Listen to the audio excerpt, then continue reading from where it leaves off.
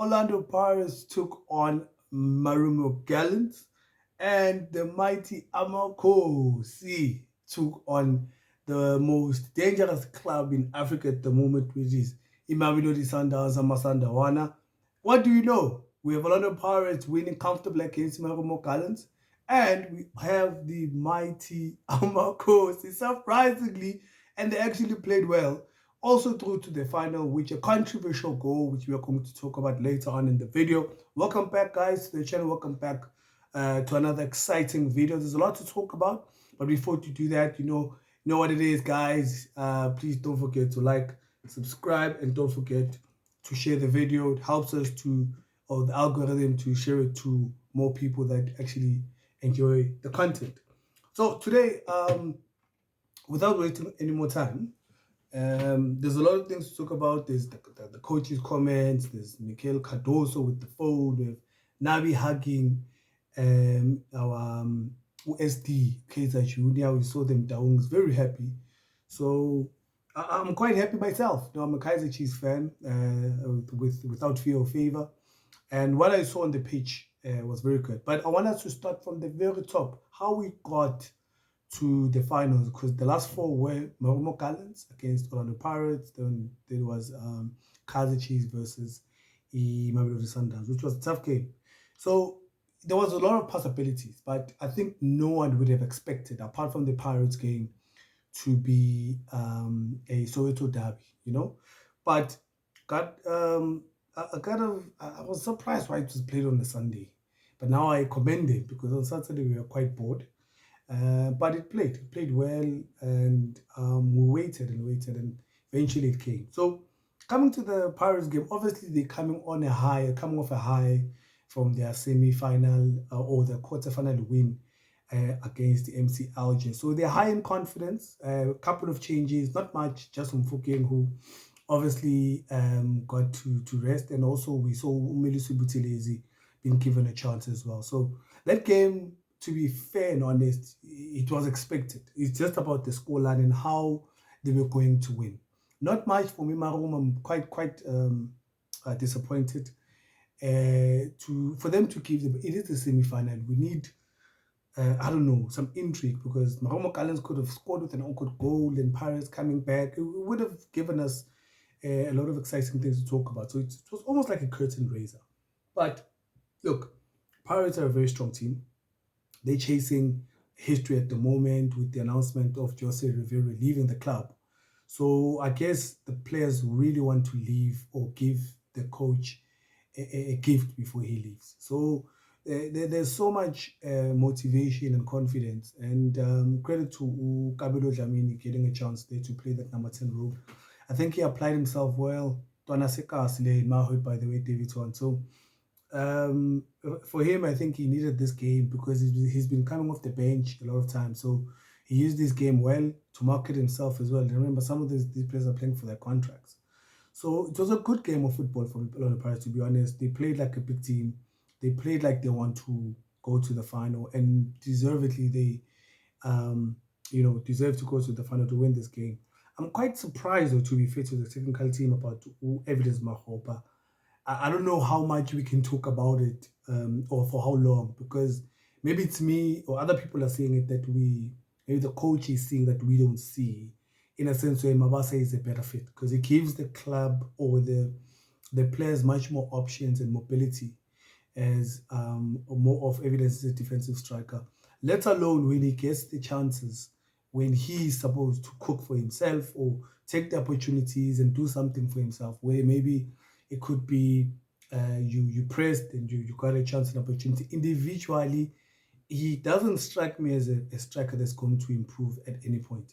That's the scare. I don't know if it's because of his age, he's still young, but obviously the standard is increased. I mean, he's a national player, this guy. So you'd expect more from him, And those are the kind of goals we're looking for in terms of individual brilliance at times, not only about team performance and playing well. Hey, credit to that goal, by the way. Saw the goal, had to watch it a couple of times.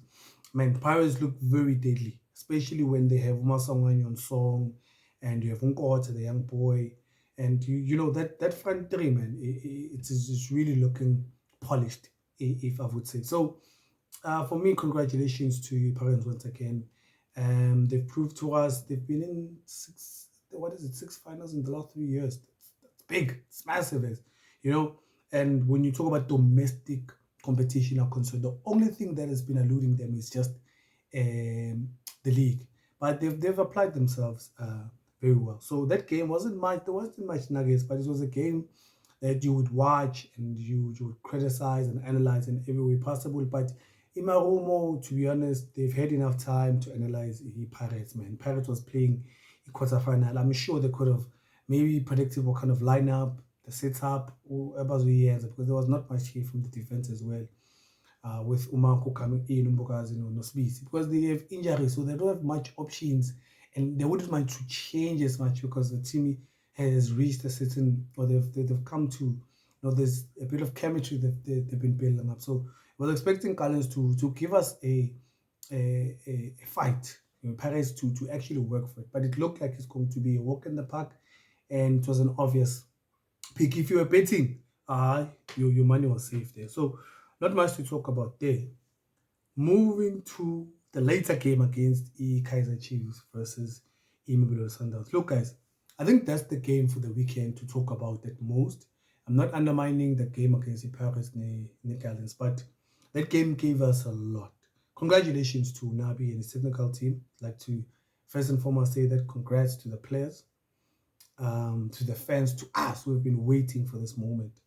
But if I were to talk about the game itself, looking at the lineup from both sides, not much changes from the Sundowns the lineup, which played the second leg of the semi-final, shows that they do respect the fixture and the team they're playing against, because they've played them 3 times, this was their 4th meeting this season alone. Shows that they are familiar with each other to a certain degree, and Sundowns has won all 3. So this one for me was a must-win for Kaizer Chiefs, to be honest. As much as it was a semi-final, they haven't been playing well. They haven't won 3 games or in the last 3 games. So there was a lot of things in the background that really counted against Kaizer Chiefs. That's what makes it a big win for them. Another thing, they've lost a lot of key players. Miguel Cele was not 100%. So their defense and the kind of options in terms of quality players that they can go with facing such a tough opposition. Guys, hear me well. Sundown is not only a big club in South Africa at the moment, it's a big club in Africa. Any team doesn't want to face Sundowns. Whether it's Al Ahly, Esperance, Pyramids, your big TP Mazembe, you name them, Al Hilal from South Sudan or Sudan itself, which other big team, whether it's Simba, it's Yanga SC, which obviously it's up and coming, Nabo Simba. I'm trying to get names, Abu Siar, Beluz, Dad, or whatever, MC Algiers themselves, you're with that of this world. Any North African team that you know they have a big presence in Africa, they wouldn't want to face this current Mamelodi Sundowns. The last 5 years, they've been exceptional. So even Kaizer Chiefs themselves, they must have been worried. But what I loved or I appreciated is that it shows that they studied a lot in regards to the amount of information they would have gotten, because they literally watched them play a first and a second leg. And there was a lot of things in terms of patterns that were repetitive. So with the lineup, seeing key moments or key players like Udove being shifted to a left central back, obvious because of the options that they have. They just had a Quinica. I think I saw Aiden McCarthy part of the last the 20. And in terms of the midfield, obviously marked as the captain. Cele was doubtful. We don't know if Machine was going to make it in there. Shabalala probably was an option. The wings, Lilepo. We've got the standard lineup. And striking force, Dua played well in the previous game, though we didn't win it. So there wasn't much information or options the Kaizer Chiefs had in regards to having to actually have a chance of winning. But Element, big performance from him. Marked, shout out to him as well. We're always criticizing the boy, but this time they actually were a bit tough and they showed character against our Obas. No, Mukwena had a tough shift. everywhere he was going was not even good shift in about what I ended because they constantly were. What I loved about the game, coming to Kaiser Chiefs, is them pound for pound, high pressure. The only thing I had an issue with is when we have the ball, having to be composed, head up, look for those combination plays. If not, recycle the ball. So they were a bit shaky when it comes to that. But I guess if I were to assume what the technical team had tweaked with the same players, is focusing on the players' strengths instead of wanting to play a similar game, which Sundowns has mastered.